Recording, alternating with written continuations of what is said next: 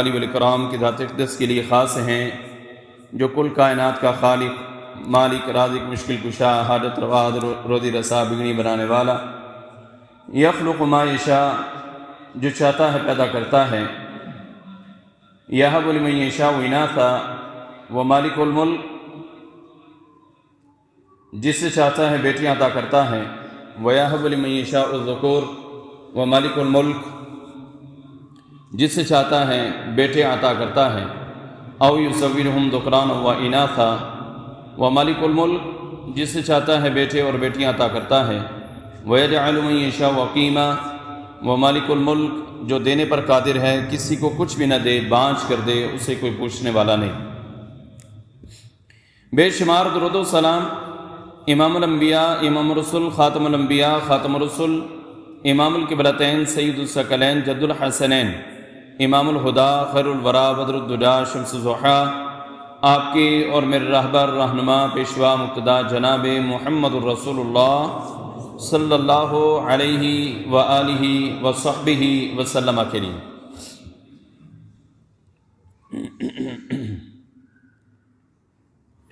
عزیزان گرامی،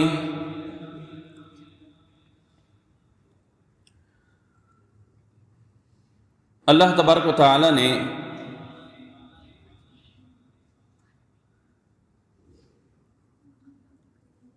رسول اللہ صلی اللہ علیہ وسلم کو ہمارا ہادی، راہبر، رہنما بنا کر بھیجا ہے۔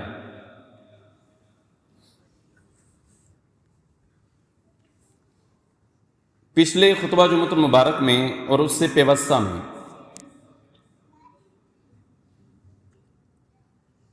میں نے اس چیز کو آپ کے سامنے رکھا تھا کہ رسول اللہ صلی اللہ علیہ وسلم کے آنے کا مقصد کیا ہے، اور دین مکمل ہو چکا ہے۔ کسی نئے دین کی، نئی شریعت کی، نئے قوانین کی، نئے آئین کی کوئی ضرورت نہیں ہے۔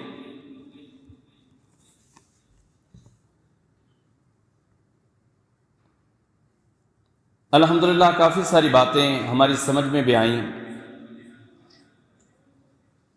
اور بہت سارے ہمارے احباب، ہمارے ساتھی، ہمارے نمازی جو بعد میں بھی جمعے کے بعد مجھے ملتے رہتے ہیں، الحمدللہ ان کی اصلاح ہوئی۔ اللہ مزید اعمال صالحہ کرنے کی توفیق عطا فرمائے اور سنت کے مطابق کرنے کی توفیق عطا فرمائے۔ آج انشاءاللہ مختصر وقت میں رسول اللہ صلی اللہ علیہ وسلم کی زندگی کے حوالہ سے وہ باتیں میں آپ کے سامنے رکھوں گا۔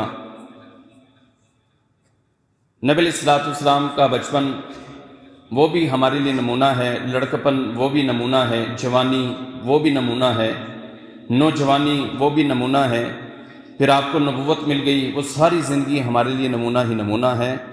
اللہ کے نبی صلی اللہ علیہ وسلم ہمارے لیے آئیڈیل ہے۔ مکہ کے اندر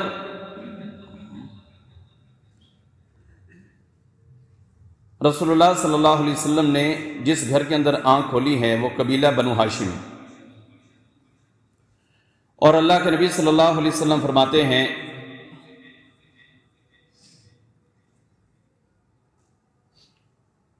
کہ اللہ رب العالمین نے آدم علیہ السلام کی نسل سے ایک قبیلہ ہے کنانہ، اس کو چنا ہے، اور اس میں سے پھر اسماعیل، اور پھر اللہ کے نبی صلی اللہ علیہ وسلم فرماتے ہیں اسی طرح سے اسماعیل سے ایک قبیلہ قریش کو نکالا، اور قریش سے بنی ہاشم کو نکالا، وصطفانی من بنی ہاشم۔ نبی علیہ السلام فرماتے ہیں کہ اللہ رب العالمین نے میرا چناؤ کیا بنی ہاشم سے۔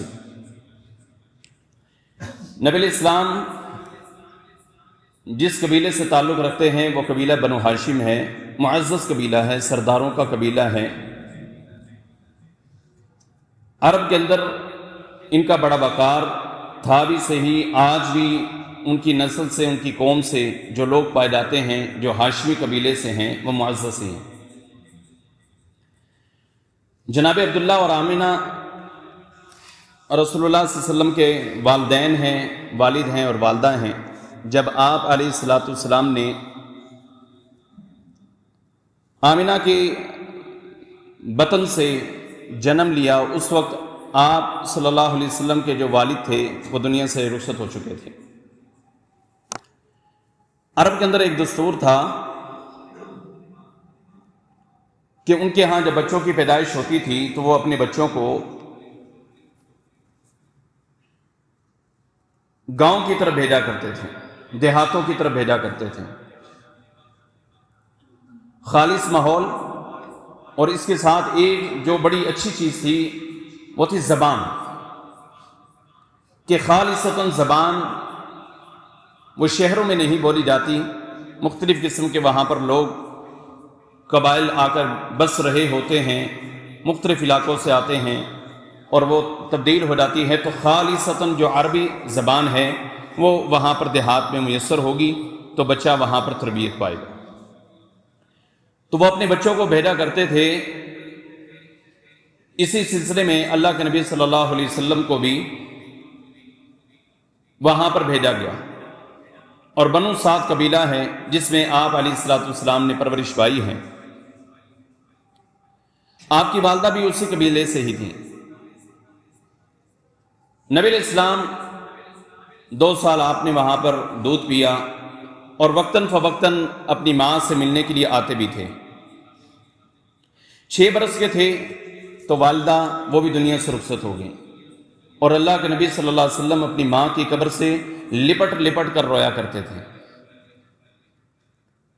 اللہ اکبر! وہ چھوٹے سے تھے، جب وہاں سے وہاں پر گزرے تو چپک گئے۔ 8 سال کی عمر میں جب آپ پہنچے تو چونکہ آپ کے دادا نے آپ کو سنبھالا ہوا تھا، وہ آپ کو انہوں نے اپنے پاس رکھا ہوا تھا، تو دادا بھی انتقال کر گئے۔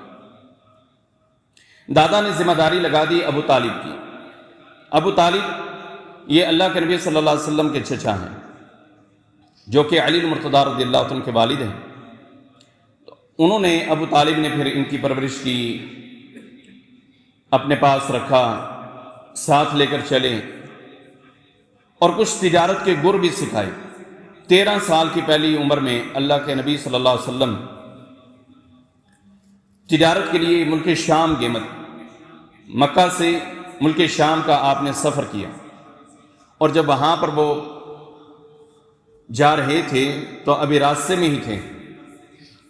راستے میں تھے تو ایک راہب جو درمیان میں اپنے معبد خانے کے اندر بیٹھا ہوتا تھا، وہ اپنے معبد خانے سے باہر نکلا، اور باہر نکل کے اس نے قافلے والوں سے پوچھا کہ یہ بچہ کون ہے، کس کے ساتھ ہیں؟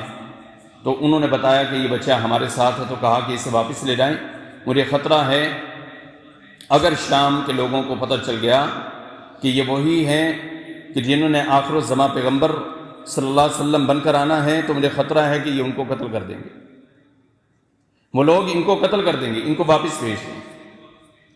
ابو طالب نے اللہ کے نبی صلی اللہ علیہ وسلم کو وہاں سے پھر مکہ دوبارہ واپس کر دیا۔ نبی علیہ السلام کو چونکہ تجارت کے گر تھے، آپ علیہ السلام تجارت کیا کرتے تھے۔ اس سے پہلے بکریاں بھی چرائیں، یہ ہر نبی نے ہی چرائیں۔ جو بکریاں چرانا جانتا ہے نا، وہ قوم کو سنبھالنا بھی جانتا ہے، وہ قوم کو بھی سنبھالنا جانتا ہے۔ اور ہمارے حکمرانوں کو غسل کا طریقہ بھی نہیں آتا، اور وہ ملک پاکستان کے اوپر مسلط ہو جاتے ہیں، نہیں آتا۔ بہت سارے لوگ ہیں نہیں آتا۔ ایک بندے سے، ویسے میں وزیر اعظم تو خیر وہ نہیں ہے، لیکن ایک بندے سے میں نے پوچھا کہ آپ جب غسل کرتے ہیں، شادی شدہ تھا، غسل کرتے ہیں تو کیا طریقہ کار ہے، کیا کرتے ہیں؟ وہ مجھے کہنے لگا کہ میں غسل اس طرح سے کرتا ہوں کہ وہ کہنے لگا کہ ہم کرتے ہیں تالاب کے اندر۔ گاؤں کے لوگ ہیں نا، تو اس میں وہ ٹیوب ویل جو ہے وہ چل رہا ہوتا ہے، اور آگے تالاب سا بنا ہوتا ہے، اس میں کرتے ہیں۔ میں نے کہا ٹھیک ہے، اس میں کرتے ہیں، تو کس طریقے سے کرتے ہیں؟ یہ عمومی حالت ہے، کیونکہ جو لوگ قرآن اور حدیث کے قریب نہیں ہیں نا، ان کو غسل کا طریقہ نہیں آتا، یہ پکی بات ہے۔ جو قرآن اور حدیث کے قریب نہیں ہیں ان کو غسل کا طریقہ نہیں آتا، ان کے اپنے وضع کردہ طریقے ہیں۔ تو وہ مجھے کہنے لگا کہ میں یوں دوڑ کر آتا ہوں اور آ کر چھلانگ مارتا ہوں اور ساتھ پڑھتا ہوں لا الہ الا اللہ محمد رسول اللہ، چل بیچ۔ تو یہ میرا غسل کا طریقہ جی، میں اس طرح غسل کروں۔ میں نے کہا یہ کلمہ آپ کیوں پڑھتے ہیں؟ وہ کہہ رہے ہیں کہ بھئی اصل میں بندہ اپنی بیوی کے پاس کیا ہوتا ہے۔ میں نے کہا کوئی کافر تھوڑی ہو جاتا، کہ لا الہ الا اللہ محمد رسول اللہ کلمہ پڑھ رہے ہیں ساتھ میں، وہ کافر تھوڑی ہو جاتا ہے۔ یہ صورتحال ہے۔ اللہ رب العالمین نے جتنے بھی نبیوں کو بھیجا ہے ان سے بکریاں چروائی ہیں، بکریاں چرائیں، اور انبیاء نے بکریاں چرائیں، حتیٰ کہ ہمارے محبوب پیغمبر محمد رسول اللہ صلی اللہ علیہ وسلم نے بھی بکریاں چرائیں۔ بہرحال دین سیکھیں بھائیوں، دین سیکھیں۔ دنیا یہاں پر رہ جائے گی، ڈگریاں شگریاں کالج یونیورسٹیاں یہ سارے یہاں پر رہ جائیں گے، دین سیکھیں۔ اگر آپ کو آپ جتنے مرضی بڑے ہو جائیں، جتنے مرضی پڑھ لکھ جائیں، جتنے مرضی ڈگریاں آ جائیں، جتنے مرضی بڑے عہدے ہو جائیں، اگر آپ کو وضو اور غسل کا طریقہ جو بنیادی ہماری چیزیں ہیں اگر ان کا ہی نہیں پتا تو پھر زندگی جینے کا فائدہ کیا ہے؟ جانور بھی تو ویسے ہی کر رہے ہیں نا، ان کا بھی تو ملاپ ہوتا ہے نا، جانوروں کا بھی ملاپ ہوتا ہے، اور وہ بغیر کسی غسل کے اور ان طریقوں کے وہ بھی چلتے پھرتے ہیں، اور ہمارے ہاں بھی تقریباً لوگ جو ہیں وہ اس طرح سے کرتے ہیں، اور پھر اگر وہ نہاتے بھی ہیں تو وہ صرف نہاتے ہیں، غسل نہیں کرتے۔ غسل وہ ہے جو اللہ کے نبی صلی اللہ علیہ وسلم کا بترایا ہوا طریقہ ہے، اس کو سیکھیں، اور اس کے سیکھنے میں کوئی شرم محسوس نہ کریں۔ کوئی سفید داڑھی والا اگر آ جاتا ہے اور وہ آ کر کہے کہ قاری صاحب میں نے دوستو، تو اس میں شرم والی بات ہی کوئی نہیں، اور میں نے تو مذاق اڑانا ہی کوئی نہیں کہ لو جی بابا ہو گئے تو انہیں پتہ کوئی نہیں، یہ تو بات غلط ہے۔ میری ڈیوٹی ہے کہ میں ان کو سمجھاؤں۔ ابوبکر صدیق رضی اللہ عنہ کے والد محترم جب مسلمان ہوئے تھے، فتح مکہ کے موقع پر مسلمان ہوئے تھے، اور وہ بالکل ان کے سر کے بعد سفید تھے، تھغامہ، جس طرح کبوتری کا سر سفید ہوتا ہے نا، حدیث میں بالکل یوں سفید تھا، اور اس عمر میں جا کر انہوں نے کلمہ بھی پڑھا اور پھر دین سیکھا، ظاہری بات ہے اس عمر میں جا کر سیکھیں۔ ہمارے لوگ شرم کرتے رہتے ہیں، پوچھیں گے تو کیا ہوگا؟ نہیں بھائی، مجھ سے پوچھو نا، پھر کچھ نہیں ہوگا انشاءاللہ۔ آپ لوگوں سے پوچھو گے، ہو سکتا ہے وہ مذاق اڑائیں، لیکن جب آپ اپنے ہی امام سے، قاری صاحب سے، استاد سے جب پوچھیں گے تو استاد جو ہے وہ تو چونکہ رہبر بن کر آیا ہے، وہ استاد ہے، وہ سمجھاتا ہے۔ جس طرح ایک باپ اپنی اولاد کا خیر خواہ ہوتا ہے، اسی طرح ایک استاد اپنی شاگردوں کا خیر خواہ ہوتا ہے۔ اس کے اندر وہ یہ بات نہیں ہوتی کہ بھی وہ کسی کی بے عزتی کرے گا کہ اتنا بڑا ہو گیا اور اسے ابھی پتہ نہیں، تو سیکھیں، دین کو سیکھیں۔ بہرحال اللہ کے نبی علیہ السلام نے بکریاں چرائیں، اس کے بعد آپ نے تجارت کے معاملات بھی سنبھالے، اور پھر ایک موقع ایسا بھی آیا کہ سیدہ خدیجہ الکبریٰ رضی اللہ تعالی عنہا ان کا مال بھی لے کر جاتے تھے۔ جب ان کا مال لے کر جاتے، وہاں پر بیچ کے واپس آتے، منافع بہت زیادہ ہوتا، بڑی ایمانداری کے ساتھ، اور ہو بھی اللہ کے نبی صلی اللہ علیہ وسلم اور پھر ایمانداری نہ ہو، یہ کیسے ہو سکتا ہے؟ اچھا، ایک اتنی بڑی زیادتی ہے کہ ہمارے معاشرے میں دنیاوی جتنے بھی کام ہیں نا وہ ہم نے دنیا داروں کے سپرد کیے ہوئے ہیں۔ پھر کیا ہوتا ہے؟ پھر وہ کوئی نہ کوئی بندہ آ جاتا ہے، قاری صاحب ہاں جی فراڈ ہو گیا جی، یہ ہو گیا جی، وہ ہو گیا بھئی، اس طرح سے وہ جو ہے نا وہ ریئیکٹ کرتے ہیں پھر بعد میں، اس لیے کہ ہم نے وہ ساری چیزیں ہی دنیا داروں کو دی ہوئی۔ جب انہیں دین کا پتہ ہی نہیں، دین کی سمجھ نہیں، دین کی فہم نہیں، دین کی فراست نہیں، تو انہیں کیسے جو ہے وہ معاملات سیدھا کرنے کا پتہ چلے گا؟ اور دینداروں سے ویسے بھی ہم کوئی چیز لینا جو ہے وہ اچھا نہیں سمجھتے کہ انہوں نے کو کی لینا ہے۔ اب آپ یہ زیادتی ہے، زیادتی اس بات کی نہیں ہے کہ آپ دیندار سے نہیں لے رہے، زیادتی اس بات کی ہے کہ آپ اپنے مال سے زیادتی کر رہے ہیں۔ اور اللہ کے نبی صلی اللہ علیہ وسلم کی ایک حدیث ہے، یہ ذہن میں رکھیں، نبی علیہ السلام فرماتے ہیں 3 بندوں کی دعا اللہ قبول نہیں کرتا، 3 بندوں کی دعا اللہ قبول نہیں کرتا۔ ان تینوں میں سے ایک بندہ وہ ہے جو اپنا مال بے وقوفوں کے ہاتھ میں دے دیتا ہے، جو اپنا مال کیا کرتا ہے؟ بے وقوفوں کے ہاتھ میں دے دیتا ہے۔ جب بے وقوفوں کے ہاتھ میں چلا جاتا ہے، بندے کے پاس اپنا آئیڈیا کوئی نہیں ہوتا، پیسہ پڑا ہوا ہے لیکن آئیڈیا کوئی نہیں ہے، دماغ نہیں کام کر رہا، اور کوئی نہ کوئی شاطر، زبان کا تیز، دماغ کا تیز وہ آ جاتے ہیں، وہ کہتے ہیں حضرت جی اب دیکھو نا تو میں ایویں جناب ہرے بھرے باغ وہ دکھاتا ہے، اور وہ کیا اسے خود کو بھی علم نہیں ہوتا اتنا، صرف زبان کا وہ شاطر ہے۔ کوئی نہ کوئی بندہ، سادہ لو بندہ اپنا مال اٹھا کے اسے دے دیتا ہے، پھر بعد پوری زندگی پچھتاتا رہتا ہے۔ اللہ کے نبی نے کہا اگر کسی بندے نے اپنا مال بے وقوفوں کے ہاتھ میں دے دیا تو اللہ کے سامنے اگر وہ دعا بھی کرے گا اللہ قبول نہیں کرے گا۔ صحیح حدیث۔ اب آپ اس بات کو جو ہے وہ سمجھنا چاہیے۔ تو اللہ کے نبی علیہ الصلوۃ والسلام سیدہ خدیجہ الکبریٰ رضی اللہ تعالیٰ عنہ کا پھر مال، میں مختصر لے کر جو ہے وہ چل رہا ہوں، تو 25 سال کی عمر تک میں پہنچنے والا ہوں۔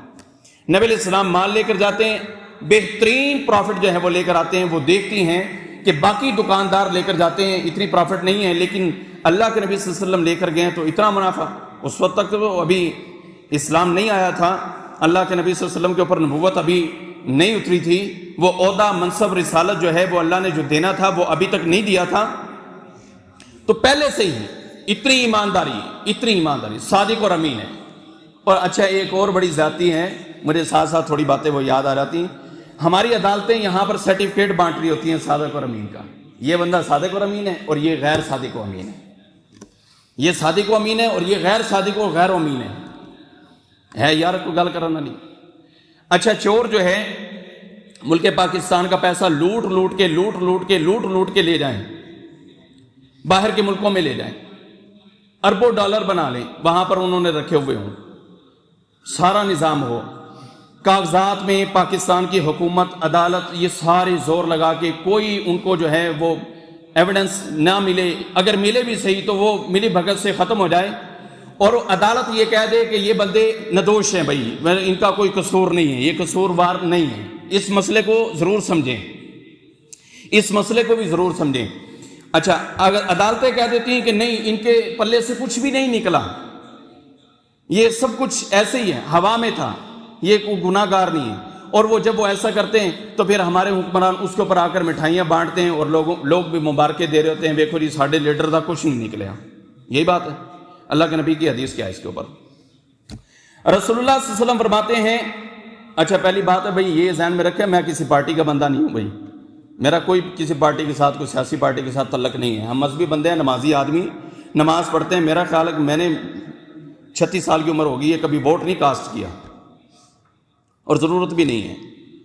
آپ یہ دیکھیں اللہ کے نبی صلی اللہ علیہ وسلم کیا فرماتے ہیں، آپ فرماتے ہیں کہ لوگوں یہ بات ذہن نشین کر لو، اگر میں تمہارے بارے میں کوئی فیصلہ کر دوں، حدیث ہے، میں تمہارے بارے میں کون فیصلہ کرے؟ اللہ کے نبی صلی اللہ علیہ وسلم۔ آپ کی شخصیت، آپ کی ذات، آپ کا رتبہ، آپ کا مقام دیکھ لیں کہ اللہ کے نبی کا مقام کیا ہے، آج کے جج کی کیا اوقات ہے، میرے نبی کے قدموں کی خاک سے بھی مل جائے۔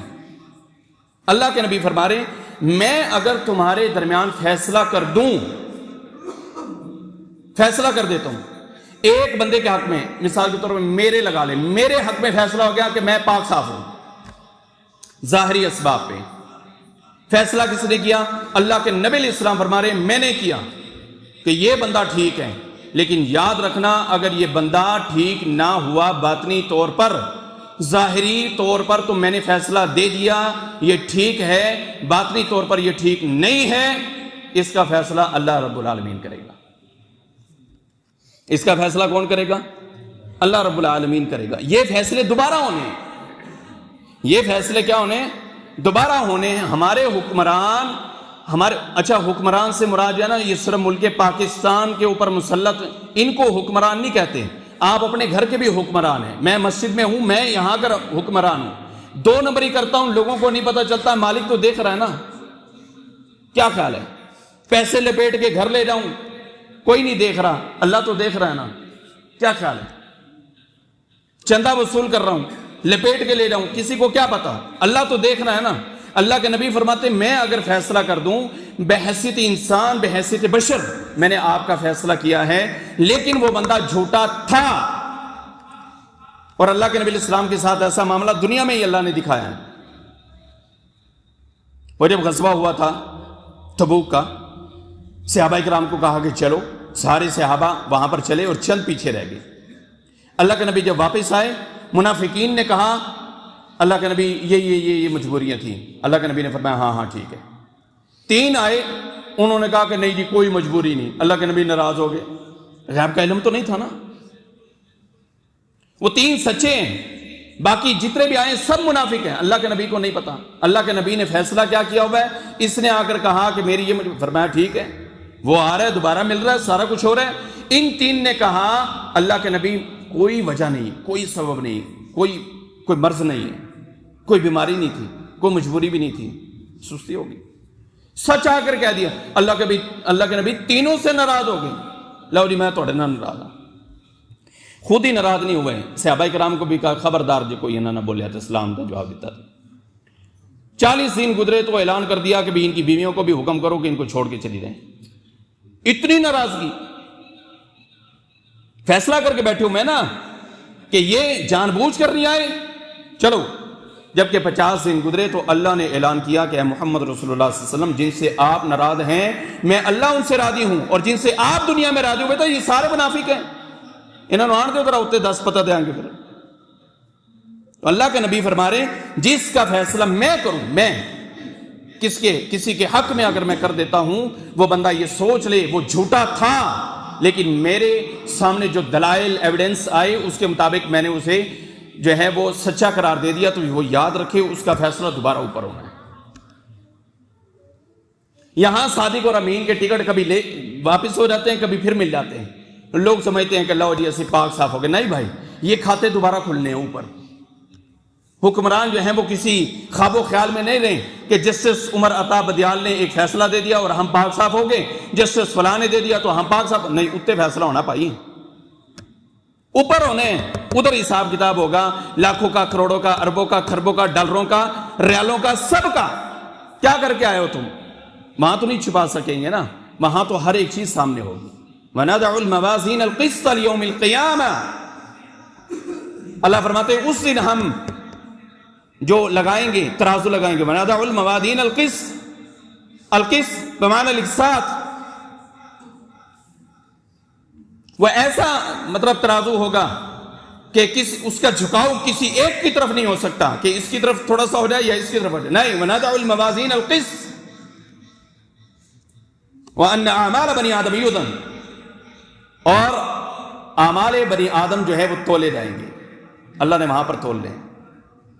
یہاں جتنے مرضی ہم فن خواہ بن جائیں، لیکن وہاں پر تولے جب جائیں گے تو لگ پتہ جائے گا بھی کیا ہوتا ہے. تو بہرحال یہ جو لوگ ہیں نا، یہ جو صادق و امین کبھی کہلواتے ہیں، کبھی ٹکٹ ملتے ہیں، چھوڑو یار، اپنی زندگی بسر کرو، اللہ کے دین کی طرف توجہ کرو، نمازی بنو، اچھے بنو، اچھائی کو دیکھو. اور ان خبث البطن جتنے بھی قسم کے لوگ ہیں ان کے پیچھے لگ کے اپنی آخرت کو برباد نہ کرو. گالیاں ایک دوسرے کو، سوشل میڈیا دیکھتے ہیں، دکھ ہوتا ہے یقین کر، ایک دوسرے کو گالیاں. بھائی تو کی انہوں نے آم دینے نے نہیں دینے. کسی سیاسی جماعت کو کوئی فکر نہیں، آپ مر جائیں، بھلے گاڑی کے نیچے آ کے مر جائیں، اسے کیا پرواہ ہے. اور وہ لوگ جو ہیں آپ کے ہی بچوں کو آپ کے استقبال کے موقع پر آپ اپنی ہی گاڑی کے نیچے دے کر چلے جاتے ہیں، اور وہ کہتے ہیں کہ یہ معمول کی جو ہے وہ حادثے ہیں، یہ معمول کے حادثے ہیں. مجھے یاد ہے، دماغ میں یاد ہے جس بندے نے کہا تھا، لیکن میں مناسب نہیں سمجھتا، اتنی اوقات نہیں ہے لوگوں کی کہ ان کے نام لیے جائیں. اب آپ اللہ کے نبی صلی اللہ علیہ وسلم 25 سال کی عمر کو پہنچے، یہ تجارت کیا کرتے تھے، تو صادق و امین اس وقت بھی تھے اللہ کے نبی صلی اللہ علیہ وسلم. اپنے اس لیڈر کو دیکھو، یہ لیڈر جو آئیڈیل ہے، لَقَدْ كَانَ لَكُمْ فِي رَسُولِ اللَّهِ أُسْوَةٌ حَسَنَةٌ، جس کے بارے میں اللہ کا قرآن کہہ رہا ہے کہ یہ جو آئیڈیل ہیں یہ آپ کے لیے، نبی علیہ السلام کی پوری زندگی آپ کے لیے اسوہ حسن ہے، آپ کے لیے اسوہ حسن ہے. اللہ اکبر. نبی علیہ السلام 25 سال کی عمر کو پہنچے تو آپ کی جو یہ ایمانداری اور جو یہ طریقہ کار، یہ سارا کا سارا دیکھا تو خدیجہ الکبریٰ رضی اللہ تعالی عنہا نے ہی شادی کا پیغام بھیج دیا کہ میں آپ سے شادی کرنا چاہتی ہوں. بیوائیں اور ربائب بھی تھی ان کے پاس نا، پہلے ان کے پاس بچیاں تھیں، ربائب انہیں کہا جاتا ہے، ربیبہ، ان کے پاس بچیاں بھی تھیں. تو انہوں نے پیغام بھیجا، اگر ہمارے اس معاشرے کے اندر، موجودہ دور کے اندر، اگر کوئی سیبہ کہتے ہیں بیوہ یا متعلقہ، وہ دونوں ایک ہی حکم کے اندر آتی ہیں، یعنی کہ شادی شدہ خاتون اگر وہ متعلقہ ہے یا بیوہ ہے، کسی کی ایمانداری دیکھتے ہوئے اگر اس کے پاس کوئی سرپرست نہیں ہے، اگر کوئی سرپرست اس کے پاس نہیں ہے تو وہ نکاح کا پیغام کسی بھی معزز شخص کے ہاتھ جو ہے وہ بھیج سکتی ہیں. اگر سرپرست ہے تو وہ بالاولیٰ اچھی بات ہے. تو خدیجہ الکبریٰ رضی اللہ تعالیٰ عنہ نے بھی اپنے ایک سرپرست کے ہاتھ پیغام بھیجا تھا کہ بھی آپ مجھ سے شادی کر لیں. نبی علیہ السلام بھی راضی ہو گئے. اللہ کے نبی صلی اللہ علیہ وسلم نے پہلی جو شادی کی تھی وہ 25 سال کی عمر میں کی تھی اور بیوہ عورت سے کی تھی. یہاں پر ایک اور میں کرتا جاؤں، ہمارے ماں باپ کی یہ سوچ ہے، ہمارے ماں باپ کی، میں بھی اس وقت باپ کی درجہ پر فائز ہوں، آپ لوگ بھی ہیں، سوچ کو بدلنا چاہیے. ہمارے ہاں صرف ایک ہی سوچ ہوتی ہے کہ ہم نے اپنے بچے کی شادی کرنی ہے نا، تو بس اس کی عمر سے جو ہے وہ کوئی 5 6 سال 7 سال 8 سال 9 سال جو ہے وہ چھوٹی ہوگی تو بس وہ لڑکی دیکھنی، اس سے شادی کرنی. بھائی یہ بھی اللہ کے نبی کی سنت ہے کہ آپ کمارے تھے اور آپ نے ایک 40 سالہ خاتون کے ساتھ شادی کی، 15 سال عمر میں بڑی تھی، 15 سال بڑی تھی۔ اگر کوئی اس طرح کی مثال قائم کرنا چاہتا ہے تو وہ کرے۔ اور پھر ہمارے معاشرے کا ایک ظلم یہ ہے کہ ہمارے معاشرے میں اگر کوئی نوجوان لڑکا اپنی سے عمر سے زیادہ خاتون کے ساتھ شادی کر لے تو اسے نشانہ بنایا جاتا ہے۔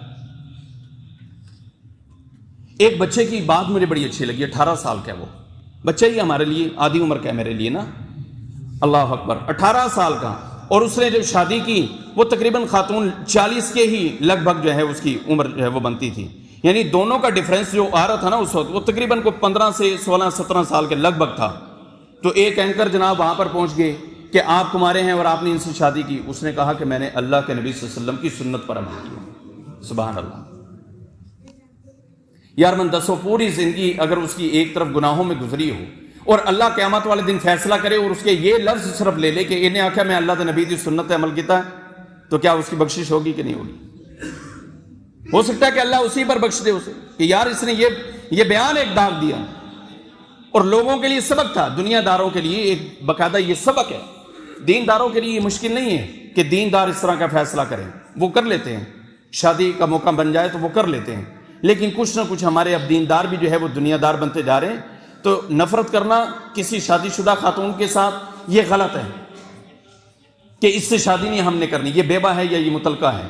اللہ کے نبی علیہ السلام کے جتنے بھی نکاح ہوئے ہیں 11 کے لگ بھگ ہوئے ہیں، 9 بیویاں ایک ٹائم میں آپ کے پاس رہی ہیں، ان میں سے صرف ایک کماری تھی، ایک خاتون کماری، سیدہ عائشہ رضی اللہ تعالیٰ عنہ، اور وہ بھی اللہ کے نبی علیہ السلام پہلے ان سے پہلے 2 خواتین سے شادی کر چکے تھے، دونوں بیوہ تھیں،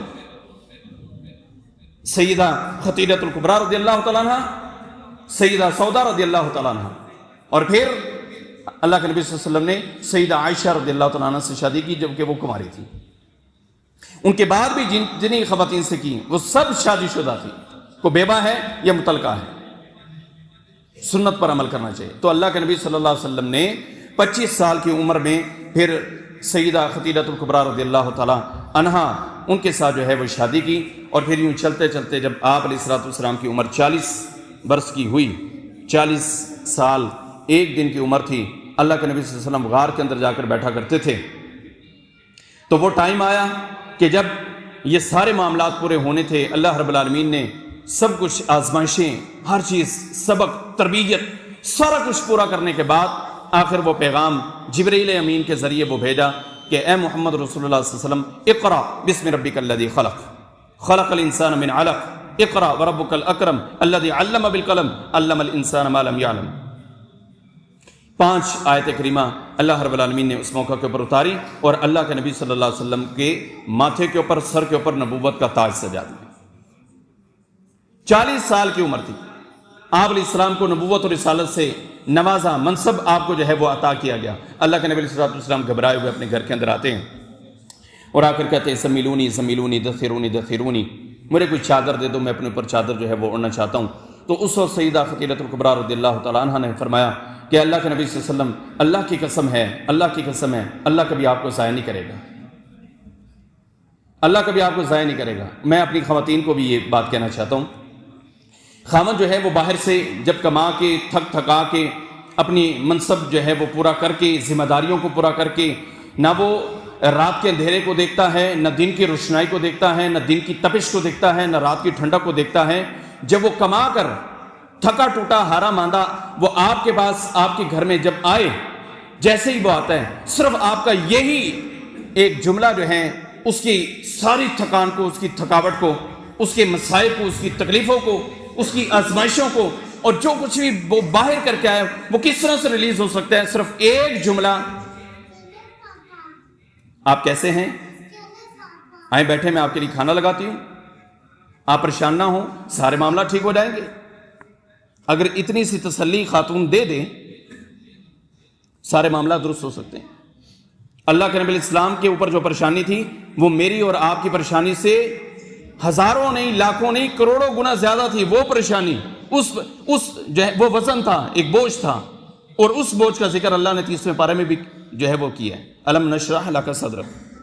وَوَضَعْنَا عَنْكَ وِزْرَكَ الَّذِي أَنْقَضَ ظَهْرَكَ، ایسا بوجھ تھا جس نے پیٹھ کو جھکا رکھا تھا، وہ بوجھ اللہ کے نبی صلی اللہ علیہ وسلم کے اوپر اتنا بوجھ. اور بیوی آگے سے کیا کہتی ہے؟ واللہ واللہ واللہ، اللہ کی قسم ہے اے اللہ کے نبی صلی اللہ علیہ وسلم، لن یضیعک اللہ، اللہ آپ کو ضائع نہیں کرے گا.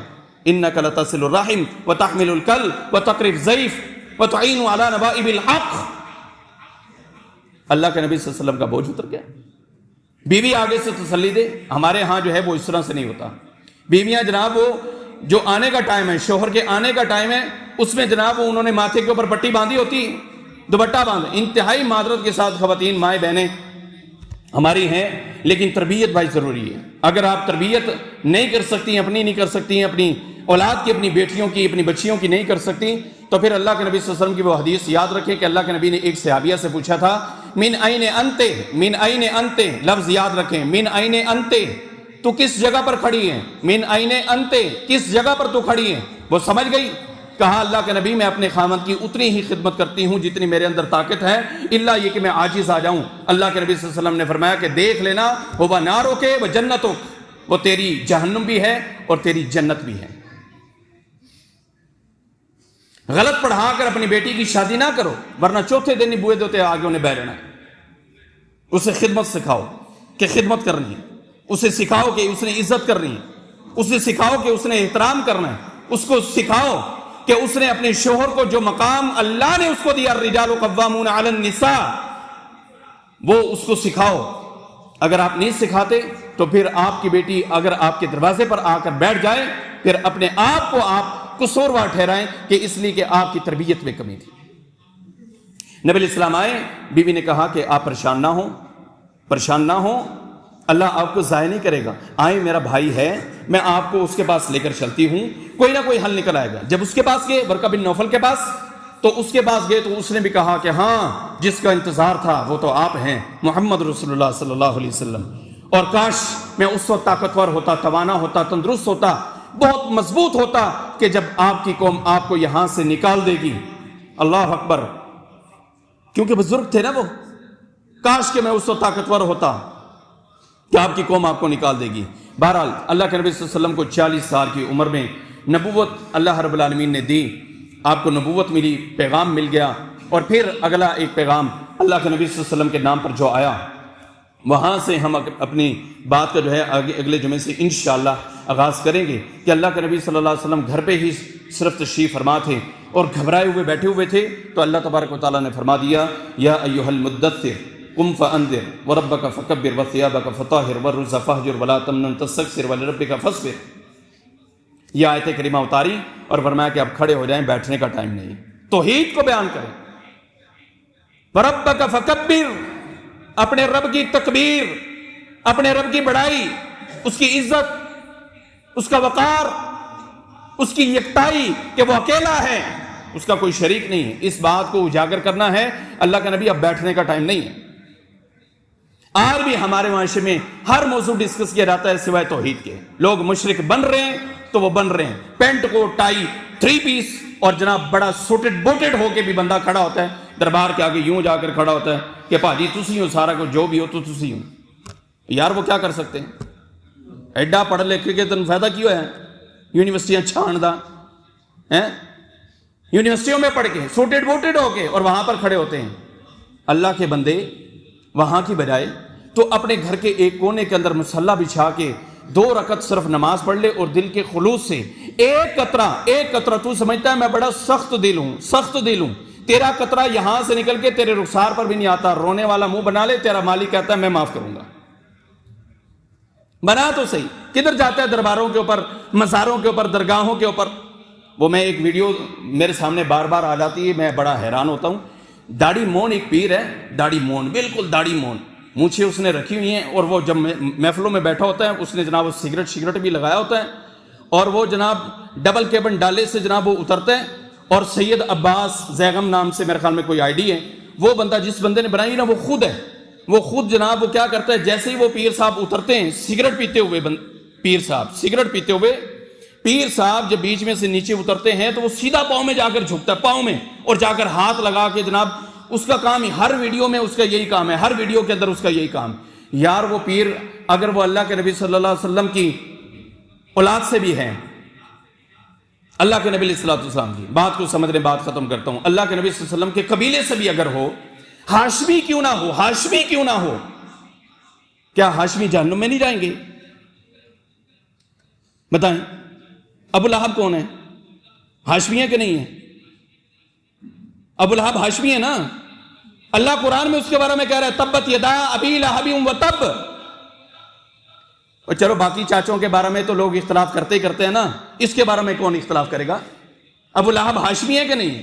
اگر وہ ہاشمی ہو کر اللہ کے نبی علیہ الصلوۃ والسلام جس قبیلے سے ہیں اس قبیلے سے وہ چاچا بھی ہو، اللہ کے نبی علیہ السلام لوگوں کو پکڑ کر کہیں اللہ یہ میرے امتی ہیں، میری سنت پر عمل کرنے والے میں جنت میں لے کر جاؤں گا، لیکن وہ چاچا جہنم میں جا رہا ہو، اگر وہ ہاشمی جہنم میں جا سکتا ہے، یہ پیر صاحب جو ہاشمی اگر ہوں بھی صحیح، یار کوئی طریقہ کار ہے؟ سیدھا پیر نو پیندا جناب، وہ پیر نو جا کے نا سنیک ویڈیو کے اوپر میں ویڈیو اس کی دیکھی تو مجھے بڑا دکھ ہوا، یار ایک گل ہے، وہ بھی تمہارے جیسا ہی انسان ہے، انسان بھی تمہارے جیسا، اور پتہ نہیں وہ نماز بھی پڑھتا ہے کہ نہیں پڑھتا۔ جب وہ سگریٹ پی رہا تھا نا تب مجھے سمجھ میں آئی کہ بھئی میں نے لگتا ہے انہوں غسل دا طریقہ بھی نہیں ہونا، بس ایویں پھیرے ہی لوندا بس۔ یار اتنے ظالم لوگ ہیں یہ، سگریٹ پینے والے جو ہیں بدبو سے لتھڑے ہوئے ہوتے ہیں اللہ کی قسم، اور یہ جناب کیا اوقات ہے، اور یہ سمجھتے ہیں کہ پتہ نہیں اسی کی شاہ بن گئے، پیر بن گئے۔ نہیں بھائی، پیر صرف ایک ہی تھے اور وہ محمد رسول اللہ صلی اللہ علیہ وسلم تھے۔ آپ سب کے پیر ہیں کہ نہیں ہیں؟